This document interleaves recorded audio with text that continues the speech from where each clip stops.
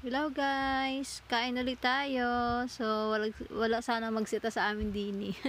So anyway, ayan at magla-lunch na kami. Yan, nauna na sila guys kumain dahil kadarating ko lang din. So nagpatabi ako ng pagkain dun sa kay sis Marite. Sabi ko, tirahan niya ako kasi malilate ako ng punta. So andyan pala kami sa church. Ayan. So dahil duty namin today, so magsusuot ako ng aming uniform. So bago yung uniform namin, ayan, nakapagsuot na sila. So ang gawa ko kasi hindi ko sinusuot siya sa bahay. So pagpunta ko ng church, saka ko siya sinusuot.